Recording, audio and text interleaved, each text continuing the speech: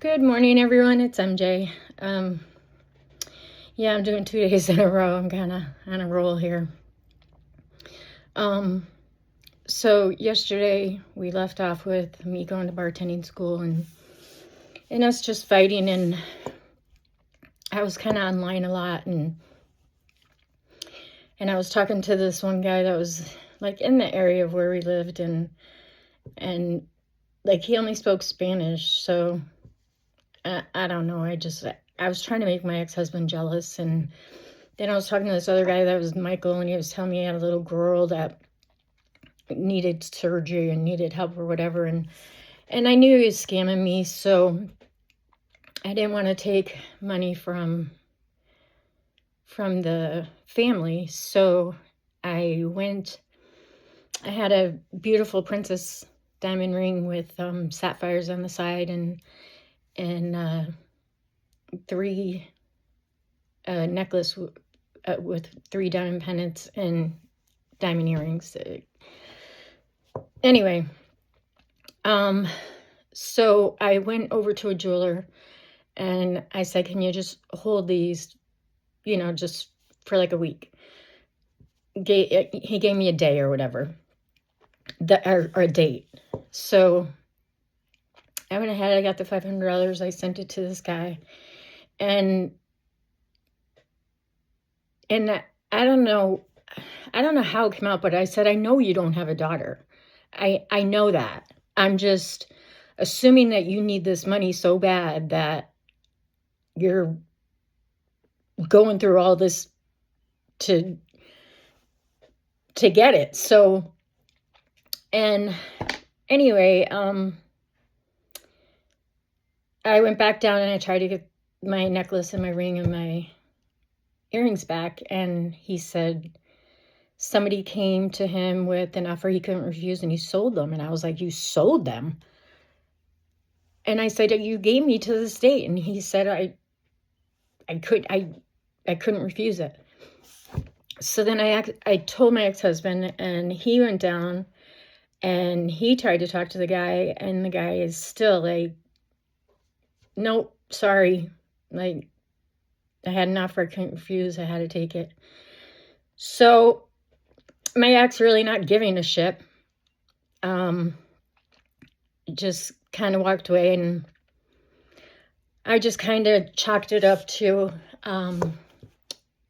blood diamonds. Took the loss. I told you, after my dad died, I didn't really care about money anymore. And so anyway, I was going to bartending school, and and the Spanish guy, I was going to go out to lunch with him. So I drove all the way over to whatever the address was, and knocked on the door, and they told me he was working down the street. So we went down the street, and I got there, and no. So anyway, I got back in my car and I left, and that was that. So I was working one night, and my son Joshua called, and he said, the baby's up, Bella's up, and Zach is drunk, and Dad's not here. I'm like, what do you mean Dad's not there? And he's like, Dad's not here. You need to come home. And I was like, okay. So I hurried up. I got out of there and rushed home and got the baby. And I'm like, out. And then Joshua went running right out of the house. And I tried to chase him, but I had the baby in my hands and I couldn't. And I didn't even know where he went or anything. So then I started calling my ex-husband's phone. I started calling. No answer. And at this point, I have no idea what's going on. And I'm just furious that he left the baby with Joshua and Zach. And that was the night before Easter 2013. And he walked in the door with Josh Easter morning. No baskets, no nothing. And I was like, where were you? And he wouldn't tell me. And I was like, where were you? and he would not tell me. And I was like, Josh, where were you? And he wouldn't tell me. So I grabbed my ex-husband's arm, and I had the baby in my arms, and I was just like trying to shake him, like, tell me where you were. And he wouldn't. So the cops were called, and anyway, they separated us both, and they're trying to figure out what was going on. And he had a mark on his arm. So whenever they go out to a domestic call, they have to take somebody. So they decided they were taking me. And the cop was like, when they put me in handcuffs, the cop was like, you want me to just get your driver's license? Because I had a big purse. And I was like, no, I want the whole purse. And what was it? So anyway, then he was like, oh, do you want me to just get your wallet? I was like, no, I want the whole purse. And so he got the whole purse. And remember the little bit of Coke I told you about that I completely forgot about?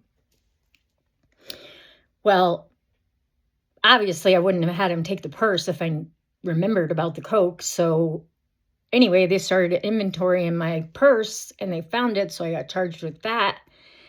And that was all my ex-husband needed. He told me, kids, oh, your mother's out doing drugs. She chose drugs over you.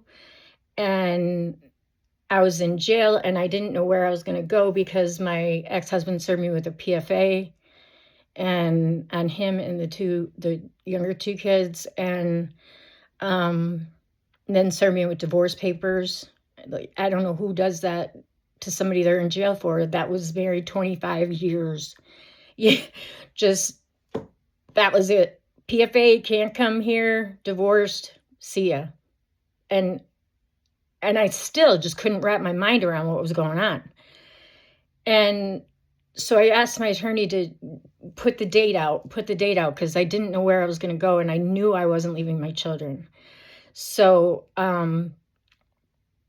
I found out I had 2 divorce hearings while I was in there, and they're only legally obligated to take you to your criminal court and not to family court. So I missed 2 of my divorce hearings. And I finally showed up at the 3rd one because I begged them to take me, and I wrote a 60-page letter to the judge. And I got in there, and she was so mean. Like I can't even tell you how mean. She's like, and here I am in cuffs and in a jail uniform. So she's like, I'm resetting this, and if you're not here, he's getting everything, and that's it. You missed your first 2. And I couldn't even say anything because she wasn't having it. She wasn't hearing anything. So anyway, I told my attorney, okay, like, I want to get out. And I called my teacher at my bartending school because I didn't know anybody out there. And so he came and got me with his girlfriend, and they let me stay at their house that night. And I was like, I don't know what I'm going to do. I'm not leaving my children. I'm just like, I got to get a job. I got to finish the school, and I got to get a job. And they're like, well, there's this shelter, and it's up in Marin County, which is where we lived. And it's one of the richest counties in the country. So they said, it's a really nice shelter. You'll be okay there till you can finish school and get on your feet. And I said, okay. So in the meantime, I went and I checked myself into the shelter. I went and tried to get a public defender for family court. And the ladies there were extremely mean as well. And I was trying to explain my situation, that I was in jail and they didn't take me the first 2. So this is like, I have to make this one. And I didn't even know what the date was. And the attorney she's like, well, you could go on the list. And I'm like, no, you don't understand. Like, the date is soon. and I have to go, like I have to be there. And anyway, she's like, well, you could put your name on the list. So I put my name on the list, and I missed the court date, and he got everything, and he kept the PFA on me. And I was still going to bartending school, still thinking that I was going to get on my feet and take him back to court and get my children, at least half the time or whatever. And so all the girls in the shelter didn't like me because all the guys in the shelter did. So they would mess with my things all the time. And a couple of times the guy said, oh, I know the girls did it to you. Don't worry. And this one time,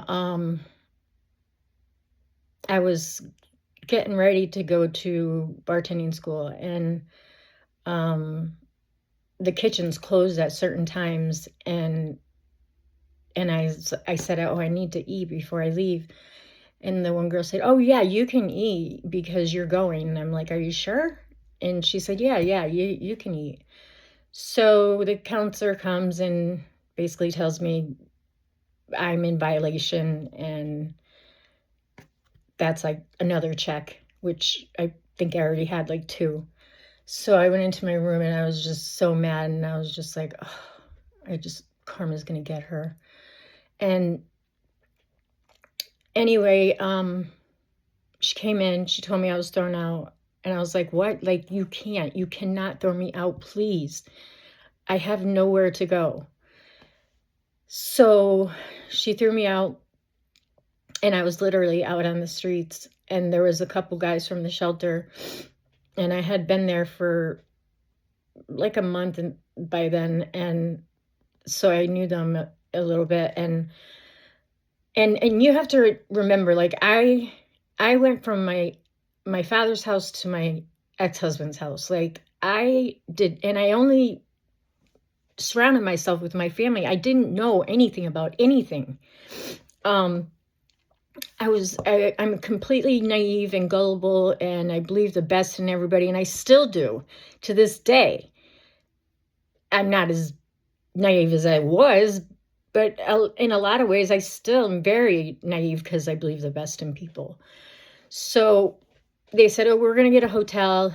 You want to come, and it'll get you off the streets. And I was like, oh, really? Yeah, that's great.